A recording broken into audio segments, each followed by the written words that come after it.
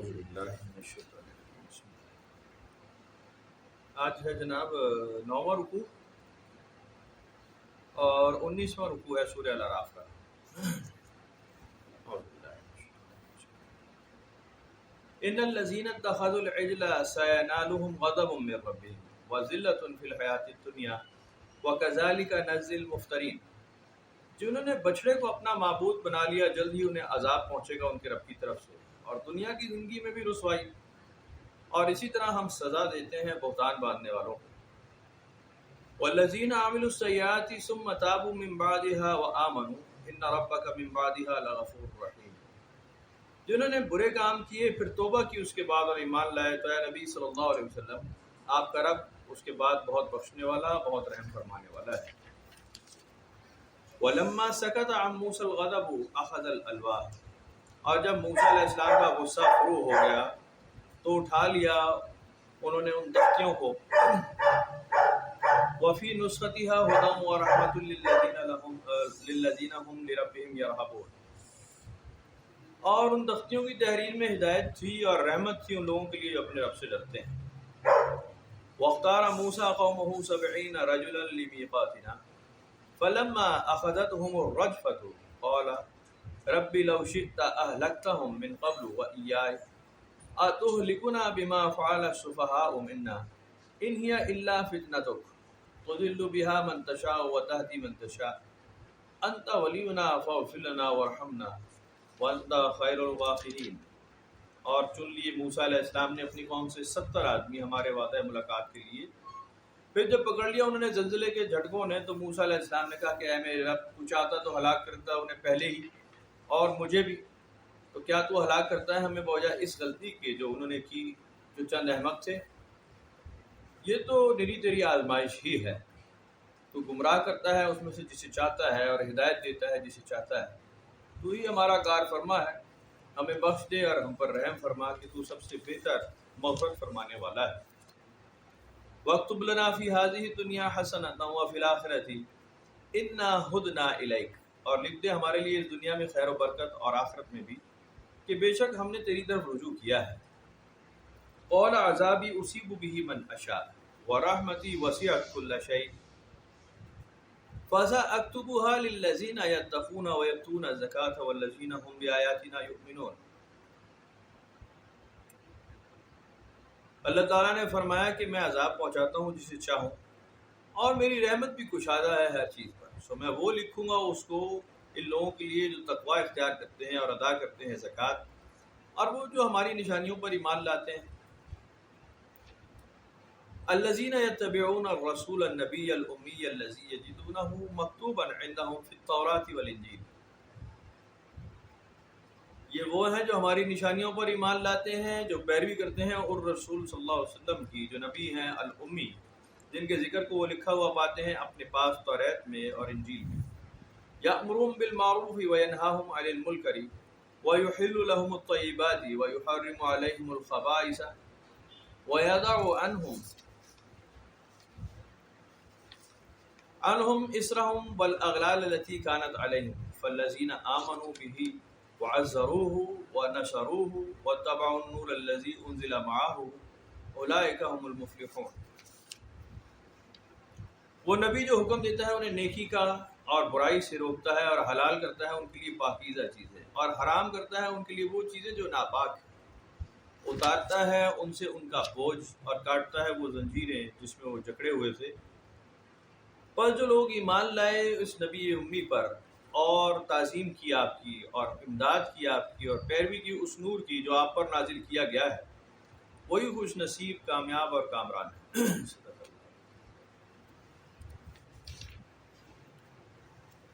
موسیٰ علیہ السلام کا بہت مشہور واقعہ ہے جی۔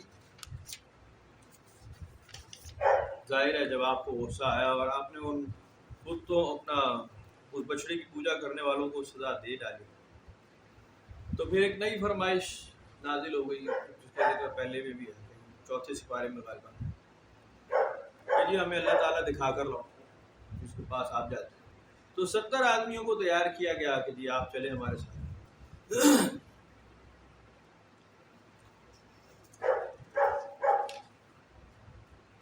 اب جب انہیں اللہ نے اپنے امتحان سے پکڑا اور ان کو موت آ گئی تو پھر ایک پریشانی بن گئی کہ نبی صلی اللہ علیہ وسلم اپنا حضرت موسیٰ علیہ السلام نے یہ سوچا یہ تو میرے اوپر الزام لگ جائے گا کہ میں نے انہیں جا کر قتل کر ڈالا. تو آپ نے پھر دعا کی ان کے لیے. اگر وہ چاہتا تو انہیں پہلے ہی ہلاک کر دیتا اور مجھے بھی. اور تو ہلاک کرتا ہے اس وجہ سے کہ جو چند احمقوں نے غلطی کی تو یہ تو تیری کھلی آزمائش ہے. تو دل کے ہاں منتشا و تہدی منتشا, جسے چاہتا ہے گمراہ کرتا ہے اور جسے چاہتا ہے ہدایت دے دیتا ہے. تو یہ ہمارا کار فرما ہے.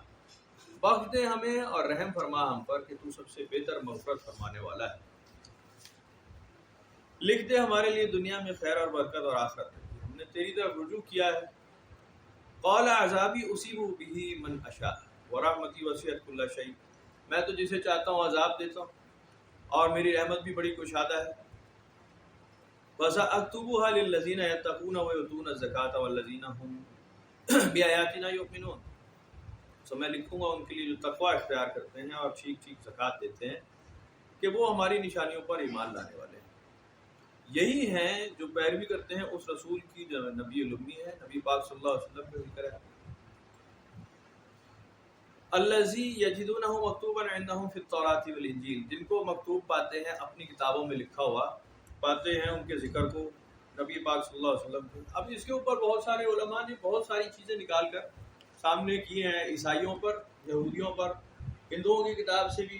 وہ کل کی اوتار والا بہت ایک مشہور ٹاپک ہے جو وہ چل رہا ہے آج کل, وہ اس کو ڈاکٹر ذاکر نائک نے بڑے اچھے طریقے سے کہ جی آپ کی کتابوں میں لکھا ہوا ہے اور آپ دیکھ بائبل میں بھی, اور یعنی ان یہ جو آج کل کی کتابیں موجود ہے اس کا ذکر ہے اس میں. اس کے باوجود کتنے لوگوں نے مان لیا اپنی کتاب پڑھنے کے بعد بھی, اور پھر بڑا واضح لکھا, میں نے بھی پڑھا وہ سارا. اس کے باوجود بھی جس نے نہیں ماننا تھا اس نے نہیں مانا. پہلے بھی کتابوں میں بات, آپ کے دور میں بھی ایسا ہی ہوا ہوگا یقین, کہ آپ نے فرمایا کہ دیکھو تمہاری کتاب میں لکھا ہے, کیا لکھا ہے پڑھو اس کو. اور پھر اصل بات کیا ہے, نبی پاک صلی اللہ علیہ وسلم کے صحیح ہونے کی یا سچا, کسی بھی نبی کی یا رسول کے سچا ہونے کی تصدیق کیا ہے. کیا کہیں کہ جی بالکل سیدھے راستے کا صحیح نبی ہے, یعنی ہو سکتا ہے یا نہیں, کیا دلیل ہے اس کی. یہی ہے یامر بالمعروف وینہی عن المنکر, وہ ٹھیک بات کرے گا, برائی سے روکے گا, وہ کوئی غلط بات نہیں کرے گا. امکان ہی نہیں اس بات کا کہ نبی ہو مبعوث وقت کا اور صحیح نبی ہو اور مامور من اللہ اور وہ غلط بات کرے. اگر ٹھیک بات کر رہا ہے اور وہ دعویٰ کرتا ہے نبوت کا نبی پاک صلی اللہ علیہ وسلم سے پہلے, ظاہر ہے اب تو لاکھ ٹھیک بات کرتا ہو یا لاکھ, اب تو امکان ختم ہے. لیکن جب تک نبوت کا رسالت کا سلسلہ جاری تھا تب کی بات ہے. وَيَحِلُّ لَهُمُ الطَّيِّبَاتِ, کہ وہ ایسی چیزیں پاک کرے, حلال قرار دے جو پاکیزہ ہیں. وَيُحَرِّمُ عَلَيْهِمُ الْخَبَائِثَ, ناپاک چیزوں کو وہ حرام قرار دے. تو بنیادی طور پہ جو نبی کی تعلیمات ہوتی ہیں وہی ایک بڑی دلیل ہے کہ وہ تو ٹھیک بات کر رہے ہیں, اس میں نہ ماننے والی تو بات ہی کوئی نہیں ہے. اگر ایک نبی وقت کا, جیسے نبی پاک صلی اللہ علیہ وسلم کی خود آپ کا ذاتی طریقہ ہے, قرآن شریف کے حساب سے اور حدیث کے حساب سے, صحیح روایتوں اور ہسٹری کے حساب سے, وہ ایسا کہ آپ نے کسی کو یعنی کوئی فورس نہیں کیا کہ جی ضرور ہی ایمان تمہیں لاؤ اور بس ختم, میرا کلمہ پڑھو. اے نبی صلی اللہ علیہ وسلم اٹھائیں, ان کو کہیں کہ یہودیوں کو کہ اٹھائیں اپنی توراۃ تک پڑھیں اس کو, اس پہ عمل کریں. ان عیسائیوں کو کہیں کہ اٹھائیں اپنی انجیل اور اس کو اٹھا کر اپنی کتاب پر عمل کریں. میرا اور ان کا کوئی جھگڑا نہیں. یہ سب اس بارے سورہ مائدہ میں ہم نے بہت سارا پڑھ لیا, 7ویں سپارے بہت سارا, بڑا واضح کہ جی بس سیدھی بات ہے کہ ایک اللہ پر ایمان لاؤ, قیامت پر تمہیں یقین ہونا چاہیے, مخلوق کو تنگ نہیں کر سکتے, بس یہ 3 بیسکس ہیں, اس کے اوپر پھر مان لیا. ٹھیک ہے. پہلے سپارے میں بھی, پہلے سپارے میں 7ویں رکوع میں وہ بالکل ایسے ہی بات ہے کہ جو اللہ پر ایمان لاتا ہے, روز قیامت پر ایمان لگتا ہے, نیک کام کرتا ہے, وہ بس جنت میں جائے گا, چاہے وہ یہودی ہے, چاہے مسلمان ہے, چاہے صابی ہے, چاہے عیسائی ہے, جنت میں جائے گا. بڑی بات ہے, بڑی اوپن سی بات ہے. اب سوال یہ رہ جاتا ہے کہ اگر جنت میں ہی جائے گا, اور یہی دلیل ہے, یہودی بھی جنت میں جائے گا, عیسائی بھی جنت میں جائے گا, صابی بھی جنت میں جائے گا, مسلمان بھی, اگر یہ دلیل ہے تو پھر وہ کلمہ حق کیوں اس کے اوپر ترغیب ہے کہ کیوں پڑھے. تو اگر اس کا دل مانتا ہے کہ جی وہ آخری نبی صلی اللہ علیہ وسلم کو بھی مان لے تاکہ اس کی زندگی میں پرفیکٹ ایک ضابطہ حیات آ جائے, وہ اس کی بھلائی کی بات ہے. لیکن اگر اس کو وہ ہدایت نہیں ملی تو نہیں ملی، اب کیا کیسے دے سکتے ہیں اس کو؟ اگر وہ نہیں مانتا کہ نبی پاک صلی اللہ علیہ وسلم کا ذکر اس کی کتابوں میں ہے اور اس کو آگے آگے چلتے رہنا ہوگا اپنی کتاب کے حساب سے، اور اس کو آخری رسول پہ بھی ایمان لانا پڑے گا، اگر اس تک وہ والی ہدایت نہیں سمجھ میں آ رہی ہے اس کو، تو آپ کیا زبردستی کر لیں گے، لٹ لے کر ماریں گے، کیا کریں گے؟ کچھ بھی نہیں۔ بالکل اسی طرح کہ جیسے یہودیوں کے ساتھ نبی کریم صلی اللہ علیہ وسلم نے معاہدے کر لیے کہ جی آپ اپنی ٹیریٹری میں رہیں، ہم اپنی ٹیریٹری کو رکھیں گے، آپ اپنی عبادات کریں جو کہ جیسے کر رہے ہو بس پھر کرو۔ عیسائیوں کو بھی اوپن آپشن کہ جی آپ رہیں شہر مدینہ میں رہیں، کریں آپ، تو بعد میں نکالا گیا ہے ان کو۔ وہ بھی اس وجہ سے کہ فتنہ پھیل رہا تھا، آئے دن ہی لڑائیاں ہی ہوتی تھی، قتل و غارت ہی ہو رہا تھا، ادھر مسلمان بھی بڑی طاقت میں آ گئے تھے، ادھر وہ بھی باز نہیں آتے تھے، لڑتے ہی رہتے تھے۔ تو لڑنے کا رزلٹ یہ ہے کہ آپ کو الگ الگ کر دیں کہ جی آپ الگ الگ قبائل میں آرام سے اپنے اپنے حساب سے اکٹھے رہنے کی آپ کی کیپیسٹی نہیں رہی، لڑتے رہیں گے۔ فتنے سے بہتر ہے، ہر وقت جھگڑے سے بہتر ہے آپ الگ الگ ہو جائیں اور اچھے موڈ میں ملتے رہے بعد میں۔ تو اس سینس میں وہ علیحدگی ہوئی، ان کو بے دخل کیا گیا کہ جی فتنہ پھیلا رہے ہیں۔ اب یہ بیچ میں گھس جاتے تھے، کچھ عورتیں بیچ میں گھسا دیتے تھے۔ سورہ ممتحنہ میں اسی کی دلیل ہے، سورہ ممتحنہ میں اسی کی بات۔ کچھ لیڈیز کو وہ امپلانٹ کرتے تھے مسلمانوں میں کہ جی یہ میں کلمہ حق پڑھ کے مسلمان ہو گئی ہوں، دائرہ اسلام میں داخل ہوں، میں مسلمان۔ وہ اس لیے مسلمانوں میں رہتی تھی تاکہ وہاں کی خبر لے کر آگے یہودیوں کو، عیسائیوں کو، مشرکوں کو پہنچائے۔ تو اس کے اوپر بھی قرآن شریف میں آیا کہ جی بے شک ان کو ویلکم کر سکتے ہیں آپ، تو کوئی کلمہ حق پڑھنا چاہتے تو آپ اس کو لے لیں، لیکن اس کے تھوڑا سا ایگزامن کر لیں کہ بیک گراؤنڈ کیا ہے، ذرا چیک کر لینا، یہ نہ ہو کہ یہ جاسوس ہو اور یہ تمہارا صرف فتنہ پھیلانے آئی ہو۔ کوئی اس میں پریشانی کی بات نہیں، اگر کوئی آ رہا ہے دین میں داخل ہو رہا ہے تو کر لے، نہیں آ رہا تو اس سے معاہدہ کر لے کہ جی آپ اپنے دین پہ چلیں، لکم دینکم ولی دین۔ بہت سیدھی سادی سی بات ہے۔ جنت میں جائے گا یا جہنم میں جائے گا وہ رکھتے ہیں اللہ تعالیٰ پہ کہ وہ کسے جہنم میں ڈالے گا، مسلمانوں سمیت۔ بے شمار مسلمان جنت میں نہیں جائیں گے، جہنم میں چلے جائیں گے۔ بے شمار یہودی جہنم میں چلے جائیں گے، جنت میں نہیں جائیں گے۔ وہ خود بھی جانتے ہیں، ہم بھی جانتے ہیں، ہر آدمی تو جانتا ہے نا کہ میں ڈیزرو کیا کرتا ہوں، جنت میں جاؤں گا کہ جہنم میں۔ اچھی امیدیں آپ جتنی مرضی رکھیں، جھوٹ آپ جتنا مرضی بولیں، ان فیکٹ آپ جانتے ہیں کہ آپ کا ٹھکانہ جنت بنے گی یا جہنم بنے گی۔ چاہے آپ لاکھ نمازیں پڑھ لیں، لاکھ حج کیے ہوں، حاجی ہوں، جتنا مرضی آپ روزے رکھ لیں، جو مرضی، لیکن اگر آپ کے کرتوت فراڈی ہیں، چکر باز آپ ہیں، آپ سیدھے سیدھے پکڑے جائیں گے قرآن کے حساب سے، یہ آپ کو خود پتہ ہوتا۔ بے شمار غیر مذہب ہوں گے جو شاید جنت میں بخش دیے جائیں اپنے اچھے اعمال کی وجہ سے، بہت کچھ ہو سکتا ہے۔ لیکن یہ بات باقیوں کو کیا، مسلمانوں کو ہی ہضم کرانا بڑا مشکل ہے کہ بھائی ایسا ہوگا، اور آپ ٹھیکیدار نہیں بنایا گیا، اللہ تعالیٰ نے کسی کو ٹھیکیدار نہیں بنایا کہ جی تم فیصلہ کرو، آ جاؤ بھائی پاکستانی بھائی، تو خاص طور پہ کیونکہ تو قلعہ بردار ہے اسلام کا، تو فیصلے کر کے جی کون سی قوم جنت والی ہے، کون سی دوزخ والی ہے، اور اپنے لیے پکا رکھنا کہ تم تو جنت میں ہی جاؤ گے، ہم تمہیں تو وعدہ کر چکے ہیں۔ اگلے دن بھی مجھے وہ ایک صاحب ملے، ہمارے بڑے اچھے دوست ہیں، وہ اتنی لمبی داڑھی ہے، نمازی پرہیزگار آدمی، آدمی دین ٹھیک ٹھاک آدمی، ان کے ساتھ گپ شپ لگا رہا تھا، تو انہوں نے کہ جی اللہ تعالیٰ نے ہم سے وعدہ کر رکھا ہے، کیونکہ نبی پاک صلی اللہ علیہ وسلم کی ہم امت ہیں، اس لیے نبی پاک کے صدقے میں ہم سے اللہ تعالیٰ نے وعدہ کر لیا کہ جی اس قوم پہ میں عذاب نہیں بھیجوں گا مسلمان، ورنہ تو جی ہم پہ عذاب آ گیا ہوتا۔ میں کہا حضور یہ قرآن شریف کی کون سی آیت ہے جس میں اللہ نے پاکستانیوں سے یا مسلمانوں سے وعدہ کیا کہ بھئی آپ پہ عذاب نہیں آئے گا، اب آپ جو حرام توفی کرنی ہے کر لیں، ایسی تیسی پھیر دیں آپ۔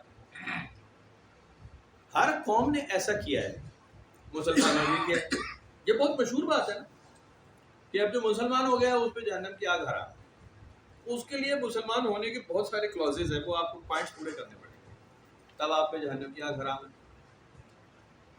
عیسائیوں نے بھی بالکل یہی بات اکھیڑی، اور جناب علی انہوں نے کہا کہ جی جیسس کرائسٹ 2000 سال پہلے ہمارے گناہوں کی پاداش میں سولی پہ چڑھ گئے، ہمارے گناہ معاف ہو چکے ہیں، وہ کفارہ ادا کر چکے ہیں۔ اب آپ شراب پئیں، بدکاری کریں، خنزیر کا گوشت کھائیں، جو مرضی کریں، آپ بخشے گئے، کیونکہ جیسس کرائسٹ نے وہ مینڈا جو قربان ہونے سے رہ گیا تھا ابراہیم علیہ السلام کے ہاتھ سے، اصل میں یہ وہ مینڈا ہے جو اللہ تعالیٰ نے اپنا بیٹا بنا کر بھیجا، وہ قربان ہو گیا آپ کے نام پر۔ وہ جیسے پی کے میں نہیں، اس کو دیکھا آپ نے پی کے مووی دیکھی، اس میں وہی کہتے ہیں جیسس تو سولی چڑھ گیا ہوتا کب، کہتا ہے 2000 سال پہلے. کہتے ہیں ہاں کیوں، کہتے ہیں تمہارے گناہوں کی وجہ، کہتے ہیں میں نے تو ابھی تک گناہ کیا بھی نہیں، میرے گناہ کے اوپر چڑھ گیا وہ 2000 سال پہلے. یہ ہر قوم نے ایسے کیا ہوتا ہے کہ جی اپنی سیف سائڈ نکالنے کے لیے آپ اس طرح کے جناب ایک چٹکلا چھوڑ دیتے ہیں بڑی اعلیٰ، اور وہ کیونکہ اپیلنگ ہوتا ہے، بہت اپیلنگ ہوتا ہے، بہت پاپولر ہو جاتا ہے، ٹرینڈنگ ہو جاتا ہے. ٹرینڈنگ چل رہا ہے نا آج، ٹرینڈنگ ہے یہ. بہرحال ایسا نہیں ہے. اللہ تعالیٰ نے فرمایا کہ میں تو اپنے قانون کے حساب سے کام کرتا ہوں، جو سیدھا کام کرے گا اس کے لیے سیدھا راستہ ہے، برائی کرے گا تو میں اسے ضرور پکڑوں گا، میں اسے چھوڑنے والا نہیں ہوں، کیونکہ یہ تو باقیوں کے ساتھ زیادتی ہو جائے گی. جن پہ میں نے عذاب نازل کیا، قوم لوط پہ عذاب نازل کیا ہے، بدکار تھے بہت بڑے لیول پہ. اگر اس دور میں لواطت کرتا ہے کوئی آدمی اور اسے بخش دیا جائے تو وہ قوم کھڑی ہو جائے گی کہ سانوں کیوں پڑے ایسی جناب، جب اسے این آر او دینا تھا تو ہمیں بھی دے دیتے. سوچنے کی بات ہے نا.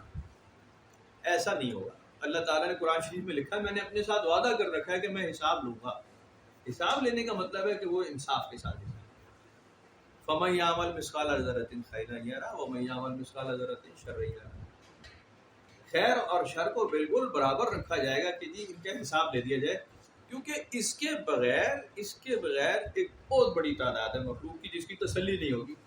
ایک بہت بڑا شور، ایک بہت بڑا اعتراض پیدا ہوگا اور لوگ چیلنج کر دیں گے اس بات کو کہ نہیں دوسرا اللہ میاں لے کر آؤ. ابھی تو یہ کریں گے نا، کر رہے ہیں، کر چکے ہیں، اس دنیا میں کر رہے ہیں نا کہ جی میرا والا اللہ زیادہ ٹھیک ہے، میرا بھگوان ٹھیک ہے، میرا خدا ٹھیک ہے، اس کا گاڈ. اپنے ووٹ بینکس ہیں بھائی. وہ کہہ رہے ہیں نہیں جیسس کرائسٹ ٹھیک ہے، وہ کہتے ہیں نہیں وہ موسیس والا، موسیس کے ابو ٹھیک ہے. موسیٰ کے ابو بھی ہے نا، حضرت موسیٰ کے، ایک عزیر علیہ السلام کے ابا جی، تو نئے نئے خدا ہے. اب ادھر تو 36 کروڑ ہیں انڈیا والوں کے، ہر ایک اپنا ووٹ بینک بنا کے بیٹھا ہے کہ جی میرے والا اللہ ٹھیک ہے اور یہ والا لے لو، یہ کام ٹھیک کرے. ایسے قیامت کے دن بھی آپ اگر ایسے وہاں ہوگا ایک ہی طریقے کا حساب. وہ میں جب چائنیز کلاس میں تھا نا تو وہ ایسے ہی انہوں نے چھیڑ دیا کہ کیا ہوگا. میں نے کہا جی وہاں ڈکٹیٹرشپ ہوگی، اکیلا ہی فیصلہ کرنے والا ہوگا اور کسی کو دم مارنے کی ضرورت نہیں ہوگی، وہ سب کا دف مار دے گا عرف عام میں، اکیلا ہی، وہ کسی کی نہیں سنے گا اور فیصلہ ہوگا بھی تبھی. اگر 50-60 لوگوں سے مشورہ چل تو 10 یار کی ہونا چاہیے، چل تو 10 فیصلہ تو ہونا نہیں پھر ہے جی. ایسی کوئی بات نہیں، اکیلا فیصلہ کرنے والا ہوگا، سارے علوم کا ماہر، سارے علوم کا مالک، ساری معلومات جاننے والا، وہ اس کو کافی ہے. اسے کسی فرشتے کی حاجت نہیں ہوگی، کسی نبی کی سفارش نہیں چاہیے ہوگی، کسی کی ریکمنڈیشن نہیں پوچھے گا. سوال ہے قرآن شریف میں کئی باتیں لکھی کہ ہم نے پوچھنا ہے. ابھی یہ کیا پوچھا ہم نے عیسیٰ علیہ السلام سے، دونوں ہی ترجمے ہیں اس کے، ایک نے کچھ کیا ایک نے کچھ. عیسیٰ علیہ السلام کے بارے میں کہ ہم نے عیسیٰ علیہ السلام سے پوچھا کہ کیا تم انہیں بتا کر آئے تھے کہ تمہیں خدا کا بیٹا بنا لیں اور عبادت کریں تمہاری؟ تو عیسیٰ علیہ السلام کہیں گے کہ جناب فلما توفیتنی کنت انت الرقیب علیہ، میں تو جب تک زندہ تھا تو میں ان پہ نگران تھا، جب تم نے مجھے وفات دے دی تو پھر آپ ہی جانتے ہیں کہ پیچھے انہوں نے کیا کیا، پیچھا تو آپ نے پھر کیا، کنت انت الرقیب علیہ. تو یہ بہت ساری باتیں ہیں جو کتاب میں اس لیے اللہ تعالیٰ نے لکھی ہیں کہ تم اپنی اوقات جان لینا، تم ایسا کرو. اس لیے حساب لوں گا میں اکیلا، دوسرے کی کوئی ضرورت نہیں ہوگی، اور میری مرضی ہے میں کسی جنت میں دیتا ہوں اور کسی دوزخ میں ڈالتا ہوں، میرا معاملہ ہے. کسی کو آتھورائز نہیں کیا، کسی حدیث، کسی جگہ، کسی آیت میں، کسی کتاب میں کوئی ذکر نہیں ہے ایسا کہ جی میں کسی کو آتھورائز کر رہا ہوں. ہاں اصحاب اعراف کا جو ذکر آپ پڑھتے ہیں اسی میں پڑھتے ہیں، وہ ہے کہ جی وہ پہچان لیں گے کہ یہ جنتی ہے، وہ جنتیوں کو ایک سائڈ پہ لے جائیں گے، دوسریوں کو سائڈ پہ لے جائیں گے. آپ وہ ایک معاملہ الگ ہے، وہ ریکمینڈڈ بائی اللہ تعالیٰ ہی ہوں گے کہ جی ان کا فیصلہ ہو چکا ہے، یہ دوزخ والے یہ جنت والے ہیں، وہ دونوں کو دیکھتے ہوں گے اور ان کے معاملات الگ ہیں. لیکن وہ آتھورائز نہیں ہے کہ جناب علی وہ جنتیوں کو کہے نہیں تو ذرا 2-4 دن تو دوزخ میں جانا پڑے گا، اور دوسروں کو چل خیر ہے تو اپنے بندہ ادھر آ جائے. ایسی کوئی بات نہیں، اس کا فیصلہ اکیلا ہی اللہ تعالیٰ ہی کرنے والا ہے. اور بہتر ہے، میں تو شکر کرتا ہوں، بار بار کہتا ہوں کہ اس کا شکر ادا کریں کہ اللہ تعالیٰ فیصلہ کرنے والا ہوگا اکیلا، اس لیے کہ اس میں پھر فیصلہ ہونے کا امکان ہے. اگر بندے ہوتے فیصلہ کرنے والے، مخلوق کے حق میں ہاتھ میں فیصلہ ہوتا، بس فیصلہ ہی نہ ہوتا باقی سب کچھ ہوتا، سارا ہی شور شرابہ۔ اگر اللہ کے ہاتھ میں تو پھر امید رکھیں فیصلہ ہو جائے اور وہ ٹھیک فیصلہ ہوگا، وہ کسی طرح غلط نہیں ہو سکتا۔ اب یہ عقیدہ بڑا مشکل ہے۔ اسی دنیا میں آنکھوں سے دیکھ لینے کے بعد، تجربہ کر لینے کے بعد، پچھلی قوموں کے حالات، آنے والے حالات کا اندازہ آپ سارا کر سکتے ہیں، اور اس کے باوجود قرآن شریف میں جو اللہ تعالیٰ نے فارمولے لکھے ہیں آپ اسے نہیں مانتے کہ جی یہ صحیح لکھا ہے لیکن میں اسے مان نہیں سکتا، یہ مشکل ہے۔ یعنی اللہ کے پروون فیکٹس، کیے ہوئے فیصلے آپ اس وقت بھی مانتے نہیں ہیں، آپ اپنی مرضی کا فیصلہ مانتے ہیں۔ جیسے پچھلی محفل میں ہم نے بات کی تھی کہ اگر آپ کو کہا جائے کہ آپ آگے نیکسٹ 24 آورز میں یا نیکسٹ 12 آورز میں آپ نے کوئی نیکی کرنی ہے تو آپ اپنی مرضی کی پسندیدہ نیکی کریں گے، جو آپ کو پسند ہے کہ ہاں میری طرف سے ریکمینڈڈ ہے یہ نیکی میں کروں، آپ اس کے علاوہ کچھ بھی نہیں کریں، ہوتے کے سر ہیں آپ سٹینڈرڈ نیکی پہ نہیں جائیں گے، آپ اپنی پسندیدہ نیکی پہ جائیں گے۔ یہ ایک انسان کا پریشان کن ایک ایکٹ ہے، ایک رویہ ہے، انسان اس سے کبھی نہیں نکلتا۔ تو وہ اپنی پسند کی بات کرے گا ہمیشہ، اور وہ کہے گا جی وہ اس میں میرے مطابق، وہ نہیں پروگرام آتا تھا، کون کرتا تھا میرے مطابق پروگرام، ہاں وہ میرے مطابق چل جائے گا اس میں، وہ اس میں چائنیز زبان میں کہتے ہیں وہ جویدہ میرے مطابق، میرا خیال یہ ہے، تو جی میں سمجھنا جی یہ نہیں ختم ہوگا۔ تو بہرحال جو لوگ ایمان لائے نبی امید صلی اللہ علیہ وسلم پر، تعظیم کی آپ کی اور امداد کی آپ کی اور پیروی کی آپ کی اور اس نور کی جو آپ پر اتارا گیا، وہی خوش نصیب ہے دامن بکامران ہے۔ اب اس سے پہلے کی ایک اور بات ہم ذرا ڈسکس کریں، حلال کرتا ہے پاکیزہ چیزیں، حرام کرتا ہے ناپاک چیزیں، اور ان سے ان کا بوجھ اتارتا ہے۔ اب یہ بہت خوفناک بات ہے کہ اگر ایسا ہی ہو گیا تو پھر کسی ساڑھے گول بچنا کی ہے، اس لیے لوگ نبی پاک صلی اللہ علیہ وسلم سے بھاگتے ہیں مسلمان ہونے کے بعد بھی، کہ جی بوجھ ہمارا نہیں اتارنا آپ نے، دیکھو یہ ہم نے بڑی مشکل سے اٹھایا ہے، یا آپ اس کو مت اتاریں، باقی ہم نماز وغیرہ پڑھ لیں گے، روزہ بھی رکھ لیں گے، کوئی بات نہیں، سحریاں افطاریاں تو بڑی عالی شان کام ہے، وہ تو ہم کرتے ہی ہیں انشاءاللہ، روزہ اور اپنا زکوٰۃ اور حج کی کیا بات ہے، ہم ابھی لنگر کھانے کھول دیتے ہیں، اور جناب حج کے لیے تو لبیک اللہم لبیک بات ہی کوئی نہیں، اجازت مقدس اور اللہ تعالیٰ کا بلاوا اور رسول اللہ کی حاضری ہے، وہ کیا بات ہے، مزہ ہی آ گیا سارا۔ لیکن ہمارے بوجھ کو ہاتھ مت لگائیے گا، بڑے مہربانی آپ، بوجھ ہم نے اٹھانا ہے۔ بندگان خدا بوجھ کو اتارنے کی ہی بات کریں گے نا، اور کیا بات کریں گے، اسی پیروی میں جو نبی پاک صلی اللہ علیہ وسلم کا طریقہ ہے، فخر و فاقہ، جذب و مستی، اطاعت الہی۔ اگر آپ ایسا کریں گے تو آپ کہاں پھر مال دولت کے وہ جناب علی ٹھیکیدار بن سکتے ہیں، چانس اس بات کا امکان ہے۔ میں اکثر ایک بات کرتا ہوں، ہے بڑی سخت اور بڑی کڑوی اور بہت مشکل ہے، اور 8-10 سال پہلے ہم نے شاید یہ بات کی تھی، میں دوبارہ کرتا ہوں کہ اس وقت جو آپ نفسا نفسی دیکھ رہے ہیں، انارکی پھیلی ہوئی دیکھ رہے ہیں، تباہی پھیل رہی ہے ہر جگہ، اس میں سب سے بڑا ہاتھ پتہ ہے کس کا ہے؟ صوفیہ کرام کا، بندگان خدا کا، ایک نمبر کا، خاصان خدا کا۔ کس طرح بھلا کہتے ہیں یا اللہ سب دا بھلا سب دی خیر، سب دا بھلا سب دی خیر، ظاہر ہے اس کی دعا تو یہی ہے نا، درویش کی دعا اور کیا ہوگی، سب کا بھلا ہو سب کی خیر ہو۔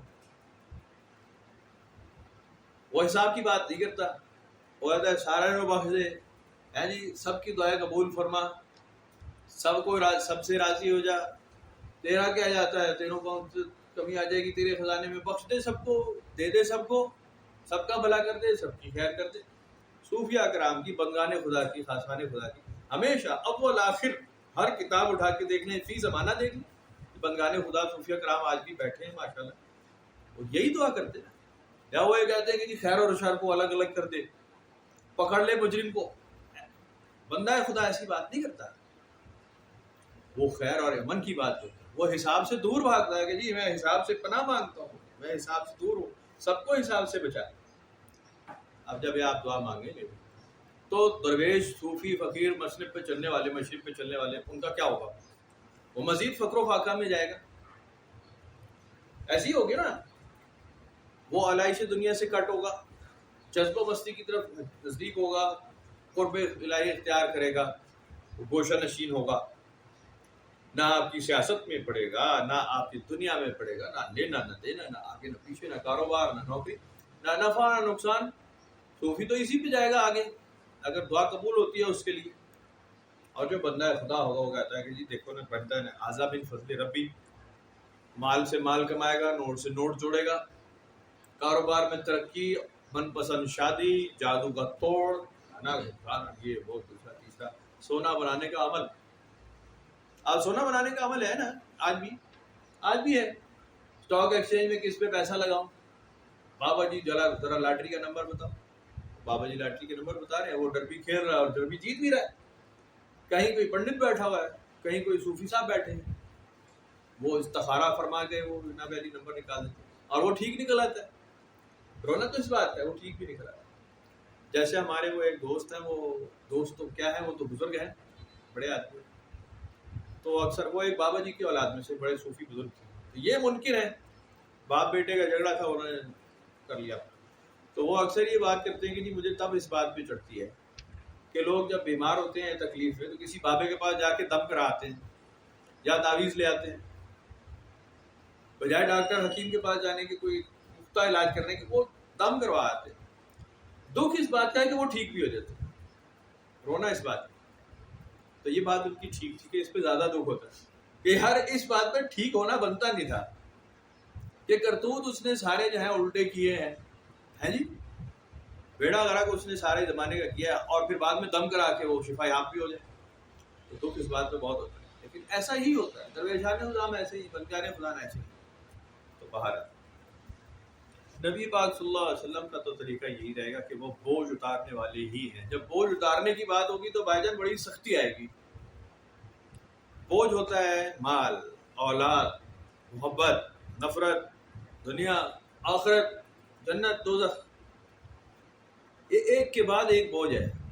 اگر ایک ایک کر کے سارے بوجھ اتروا دیے جائیں پھر آپ کے پاس ہے کیا؟ پھر آپ کی فائٹ کس چیز پہ ہے؟ آپ کے پاس اولاد نرینہ بھی نہیں ہے، آپ کے پاس اولاد صالح کا بھی مسئلہ نہیں ہے، بیٹی کا بھی مسئلہ نہیں رہا، بیٹے کا بھی مسئلہ نہیں رہا، مال بھی نہیں ہے، املاک بھی نہیں ہے، اموال بھی نہیں ہے، جنت کی طلب بھی نہیں ہے، دوزخ میں بھی کوئی مسئلہ بھی نہیں ہے. پھر آپ کی دعا کیا ہے؟ آپ کی دعا کیا ہے؟ آپ کرتے بوجھ تو بھاجن تبھی اترے گا نا اگر آپ جنت کی طلب رکھتے ہیں یا دوزخ سے پناہ. آپ پہ ایک بہت بڑا بوجھ باقی ہے، دونوں کاندھے دبائے رکھے گا، کبھی اس سائڈ سے کبھی اس سائڈ سے. آپ کی ایک فائٹ جاری رہے گی. اگر آپ کے کاندھے سے بوجھ اتار دیا جائے تو سارا معاملہ فری ہوگا، آپ کے ہاتھ سے سارا جائے گا. تو اس بات کو تو لوگ بڑا ایستا سے کہتے ہیں کہ بوجھ ہمارا چھیڑنا نہیں، یہ پنڈ پتھر جو ہے ہمارے سر پہ رکھتے ہوتا ہے. میں وہ عرض کر رہا تھا نا ابھی، اللہ تعالیٰ نے قرآن شریف میں بھی باتیں لکھی. اب پڑھے نا آپ پچھلی قوموں کے قصے پڑھو، عذاب دیکھو ہم نے کیسے بھیجا ہے، کیا کیا معاملہ ہوا ہے پیچھے لوگوں کا، ہم نے اپنی رحمتیں کیسے نازل فرمائی ہیں. پیچھے ہسٹری دکھی ہے کہ جی آپ گھومے پھرے دنیا میں آپ کو پتہ چل جائے گا زمین کیسے بنائی ہے، آسمان کیسے بنایا. میں سائنس کی بات نہیں کر، سائنس کی چلو کر لیں کیونکہ آج کل ڈیبیٹ بہت سائنٹیفکلی بھی کئی چیزیں پروو ہوتی جا رہی ہیں. اور پچھلے لوگوں کے معاملات، نیک لوگوں کے معاملات بروں کے لکھے ہوئے، یعنی 70 to 80% سچ ثابت ہو رہا ہے کہ جی یہ لکھا ہوا جو اس میں ٹھیک ہے. 15-20% جو آپ نے نہیں دیکھا وہ بھی ہو جائے گا. اس کا مطلب ہے بہت زیادہ پروو ہو چکا ہے، بہت زیادہ آگے جا چکے ہیں. آپ 15-18% ہے وہ جو آپ نے ابھی نہیں دیکھا. آپ نے ابھی قیامت نہیں دیکھی، آپ نے فرشتے نہیں دیکھے، آپ نے حساب نہیں دیکھا، دوزخ نہیں دیکھی، جنت. یہ کوئی ٹائم آئے گا اس کا مطلب آپ یہ بھی دیکھ ہی لیں گے کیونکہ آپ پیچھے 80-90% تو آپ دیکھ چکے ہیں آلریڈی. جو نشانیاں لکھی ہیں وہ پوری ہو رہی ہیں، حرف پوری ہو رہی ہیں، تو باقی بھی پورا ہی ہوگا. اس کا مطلب ہے باقی بھی سچ ہی ہے. اس کے باوجود اگر یہ کہا جائے کہ سب کچھ اللہ کی مرضی سے ہوتا ہے، نفع اور نقصان اللہ کے ہاتھ میں ہے، ملکیت اللہ کی ہے آسمانوں اور زمین کی، تو مجھ سمیت کتنے لوگوں کا عقیدہ ہے جو اس پہ کتنا ہے، کتنے پرسنٹ مانتے ہیں نفع اور نقصان کو؟ کتنا چھوڑ دیا، کتنا چھوڑ دیا، چانس ہی نہیں. اللہ کی مرضی کو کتنا آپ پرائرٹی دیتے ہیں، کتنی قوی ہے وہ سوچ کہ جو کچھ کر رہا ہے وہ اللہ تعالیٰ کا، جو کچھ اس کی مرضی کے بغیر تو امکان ہی نہیں ہے کہ کچھ ہوتا ہو، پتہ ہی ہل جائے، امکان ہی نہیں۔ لیکن کتنے پرسنٹ ہوگا جو اس کو حق سچ مان کے کہ یس بالکل میں آج سے سارا یہ عقیدہ اپنے اندر اتار لوں گا کہ سب کچھ اللہ کی مرضی سے بالکل ٹھیک ٹائم پہ بالکل ٹھیک جگہ ہو رہا ہے۔ نہیں ہو سکتا کہ آپ کے اندر یہ بات پیدا ہو جائے، آپ کہیں گے نہیں یہ تو غلط، یہ تو زیادتی ہوئی ہے نا جی، یہ تو نہیں صحیح ہوا، یہ دیکھو نا، مطلب اکھاں بند کر لیے پھر وہ جڑا ابو جہل کر رہے سی تو مطلب وہ ٹھیک کر رہے سی، تو پھر جہاد کا ہوا ہے۔ تو لاجکس بہت ساری ہیں، کتابیں بھری پڑی ہیں اور قرآن شریف میں ہیں۔ تب زیادہ ابی لہب ہوا تب کیوں ہے؟ پھر جب ابی لہب ٹھیک کر رہا تھا تو پھر اس کو کوسنے کس بات کے ذریعے جہنم میں کیوں ڈال؟ اگر وہ اپنے ٹھیک وقت پر ٹھیک کام کر رہا تھا، شیطان نے ٹھیک وقت پر ٹھیک جگہ بہکا دیا آدم کو۔ تو اگر سچ ہے تو سچ ہی ہے، یہی سچ ہے، یہی سچ ہے۔ نافرمان کو نافرمان ہی کیا جائے گا، فرما بردار کو فرما بردار کیا جائے گا، اپنے وَكُلٌّ فِي فَلَكٍ يَسْبَحُونَ۔ بے ہدایت جو ہے وہ اپنی بے ہدایتی کے دائرے میں گھومتا رہے گا، ہدایت یافتہ اپنی ہدایت کے دائرے میں گھومتا رہے گا، ایسا ہی نہ یہ وہ اس کے مدار میں گھس سکتا ہے۔ لَا الشَّمْسُ يَنبَغِي لَهَا أَن تُدْرِكَ الْقَمَرَ وَلَا اللَّيْلُ سَابِقُ النَّهَارِ، بالکل ایسا ہی رہے گا۔ لیکن اس پہ عقیدہ نہیں بنے گا اور نہیں بنے گا، میں آپ کو بتا رہا ہوں، میرا تو بنتا نہیں، میں تو پیسے گھٹ گئے نہیں کر، وہ فلانی جگہ تو نقصان ہو، فلاں پتہ ہے پیسے کھا گیا، یا میں کسی کے پیسے کھا گیا۔ تو کئی ایسے نا مجھے کہتے ہیں فلانا پیسے کھا گیا، تو ہم نے بھی لیے بھائی ادھار، واپس نہیں کر سکے، سچی بات ہے، حالات ہی نہیں۔ ابھی اب آپ جس سے ادھار لیا وہ کیا واپس کریں گے آپ کے؟ اب آپ پیٹرول لیں گے یا ویسے واپس کریں گے؟ حالات ہی نہیں۔ قرآن شریف میں ایسے لکھا ہے کہ دیکھو بات یہ ہے کہ حالات تو جو ادھار لے رہا ہے نا، اب میں اپنے لیے نہیں کہہ رہا، کبھی آپ کہیں کہ مولوی نے اپنے لیے بھی ٹکا دیا، میں تو یہ کہہ رہا ہوں کہ قرآن شریف میں اس کا ایک فارمولہ ہے کہ دیکھو تم نے اگر کسی کو کوئی مال دے دیا ہے اور قرض دے دیا تو تم اس سے واپس لے لو احسن طریقے سے، دیکھو زبردستی مت کرنا، اس کے حالات دیکھنا، نہیں ہے تو پھر اسے چھوڑ ہی دینا۔ یہ اسی لیے فارمولہ پہلے لکھ دیا کہ بھائی جان جو ادھار لے رہا ہے نا اس کی کیپیسٹی واپس کرنے کی ہوگی نہیں، اسی لیے تو لے رہا ہے۔ آپ میں اتنا حوصلہ نہیں، آپ دیں ہی مت لے، اگر حوصلہ ہے تو دے، اور پھر یہ سمجھ لیں کہ یہ واپس اس نے کرنے۔ جیسے ماشاءاللہ ہم خود پاکستانی سارے کے سارے، آئی ایم ایف ایک درویش صرف ولی اللہ بیٹھا ہے ہمارا، ہے جی، جب چاہو اس سے کہو گے جی ہم بھکاری نہیں ہیں لیکن اپنی مرضی سے جو آپ نے دینا ہے ہمیں دے دیں، اپنی خوشی سے، تو وہ دے دیتا ہے ہمیشہ، اور وہ کہتا ہے کہ جی پچھلی دفعہ کا بھی آپ کا رہتا ہے، آپ نے 70-78 سال میں واپس کچھ نہیں کیا، کہتے نہیں وہ فلاں دفعہ کس دی تھی، بھائی جان وہ بہت تھوڑی تھی، ابھی بہت سارا رہتا ہے، آپ نے بہت تھوڑا واپس، کہتا ہے نہیں بھائی ہو گئے دیو تو صحیح نا، وہ پھر دے دیتے ہیں۔ پتہ نہیں کیوں ہم ان کی کوئی مامے کے پتر ہیں، مجھے سمجھ نہیں آئی کہ کیوں اتنے مامے کے پتر ہیں ہم، میں کیوں دے کیوں رہے ہیں؟ اب تو میرا خیال ہے آئندہ دینا بھی نہیں چاہیے انہیں، لیکن اب تو انہوں نے کہا ہے عوام کو سختی جھیلنی پڑے گی کیونکہ ہم نے قرضہ لیا ہے ہمیشہ آگے، وہ کھودے کے پتروں قرضہ تم نے لیا ہے، ہمیں تو پہنچا کبھی نہیں ہے، آپ کو پہنچا ہے شاہ صاحب، آپ کو قرضہ وہ پہنچا جو لیا ہے انہوں نے کبھی، ہر حکومت نے، ہر فوجی نے، ہر سول نے، ہر ایک نے لیا ہے، وہ قرضہ آپ تک پہنچا ہے کہ جی پاکستانیوں کے نام پہ ہم قرضہ لے رہے ہیں، اتارنا ان کنجروں نے، لیکن لیا ہم نے، کمال ہے یار، وہ دو تو صحیح نا پہلے، واپس ہی کرنا ہے ہم نے صرف۔ عوام کو ذرا سختی برداشت کرنی پڑے گی، عوام کے لیے سخت بجٹ، عوام تھوڑا سا مشکل گزرا ہے۔ عمران خان بھی یہی رو کے چلا گیا، میرے بھائیو آپ نے گھبرانا نہیں ہے، بس تھوڑی چابی تیز کر رہا ہے جی، تشریف اونچی کر لیں لتر آ رہا ہے، بھائی جان آپ کھائیں نا۔ وہ مزے کی بات، وہ کہہ رہا ہے کہ 50-60-70 لاکھ کا جو گھر ہے وہ بڑا مناسب سا گھر مل جائے گا، کیونکہ اس کے لیے 50-60-70 لاکھ تو کوئی بات نہیں نا، شریف آدمی اسے پتہ ہی نہیں کہ لائف ٹائم ایک آدمی کے 50-60-70 لاکھ اکٹھے نہیں ہوتے آج بھی۔ میں آج بھی، وہ ہماری ایک بہن ہے ان سے بات کر رہا تھا کہ آج بھی ایسے ہیں ہمارے سراؤنڈنگ میں، اپنے رشتہ داروں میں دیکھ لیں، آپ نے کہیں یار وہ کراچی جانا ہے فلاں جگہ کام، تو کتنے لوگوں جو کہیں گے جہاز کا ٹکٹ بک کرا دو، ورنہ وہ کہیں گے وہ بس کا کرایہ کی چل رہا ہے، نان اے سی کا کرایہ ذرا دس نہیں ہے، 15,000 روپے جہاز کے بھی نہیں دے سکتا وہ ٹکٹ کمپیئر کرے گا کہ جی سستا ہے تو میں لے لوں، ورنہ وہ کہے گا تھرڈ کلاس میں جانے کو تیار ہو بھائی، اکانومی کی بک کرا دے، کوئی اور ڈسکاؤنٹ ملتا ہے لے۔ آپ اس سے ایکسپیکٹ کریں 60-70 لاکھ کا گھر مناسب گھر ہے، چھوٹا سا گھر بن جائے گا، لے سکتے ہیں عوام ہماری، تو ہم ان کے لیے نیکی کا کام کر رہے ہیں. کھوتے کے پتر چنگی نیکی تو نے ڈھونڈی، بیڑا غرق کر دیا تم نے. اب یہ آئے ارب خرب در خرب پتی لوگ کھا گئے. آج پتہ ہے وہ پروسیکیوٹر بھی بے ہوش ہو گیا ایف آئی اے کا، وہ جو گیا تھا ان کے مقدمے میں، وہ بے ہوش ہو گیا وہاں. لوگ سمجھے یہ بھی مقصود چپڑاسی ہو گیا، وہ جو گیا بچ گیا. یعنی کھلے عام بدماش ہمارے سر پہ بیٹھے. ارب در خرب پتی لوگ، 50 کروڑ کی گھڑی پہننے والا غریب آدمی بیچارہ بیمار ہے جی، جو پاوے اور کھوئے کھا رہا ہے. کمال ہو گیا یار. اور وہ کہہ رہا ہے عوام بھوکتے ہماری، ہم غریب لوگ ہیں، ہم جس منہ سے مانگنے جاتے ہیں نا بھیک، لوگ کہتے ہیں بڑے کنجر ہو یار، 50 گاڑیوں میں آؤ، 5 اسٹار ہوٹل میں ٹھہرے ہو، تمہیں شرم آتی ہے، تم قرضہ مانگنے آئے ہو. یہ گاڑیاں دیکھی تم نے، 100 گاڑیاں تمہارے بیٹے کی جا رہی ہیں، 100 گاڑیاں تمہاری جا رہی ہیں. یہ موٹر کارڈ تم نے دیکھا، سارے بدماش لفنگے، اور تم قرضہ لینے آئے ہو. حد ہو گئی نا. اچھا بھٹو کے بارے میں بھی یہی مشہور ہے، کہیں وہ قرضہ لینے چلے تو وہ جرمنی میں گئے غالباً، پرانی بات ہے، ہم تو پیدا بھی نہیں ہوئے تھے. تو اس نے بھی انہیں یہی کہا جی آپ کو قرضے کی ضرورت نہیں ہے، اپنی گاڑیاں بیچ دو، تمہارے پاس پیسے بہت ہیں. مرچیں لگ گئی ہوں گی وہاں، کیونکہ روٹی کپڑا اور مکان تھے. میں ہسٹری پڑھ رہا تھا اپنے اس بھائی بھٹو کی، جسے جاؤ لگ نے مارا امریکہ کے کہنے میں، کہ آج بھی اس کا ریکارڈ نہیں توڑا اس حکومت نے، فی زمانہ حکومت نے بھی مہنگائی کا. اس نے 25% کی تھی، یہ ابھی تک 20 پہ پہنچے. اس نے بہت کی تھی، کمال کیا ہوگا. چیخے نکلنے لائق بھی نہیں رہے تھے لوگ، حالات جو تھے. بہرحال یہ ہمیشہ سے شروع سے چور کے بچے تھے. میں تو پتہ نہیں بات کہیں سے کہیں نکل جاتی، تو اصل میں سبق چلتی رہتی ہے نا ٹی وی پر دماغ. لیکن بات یہ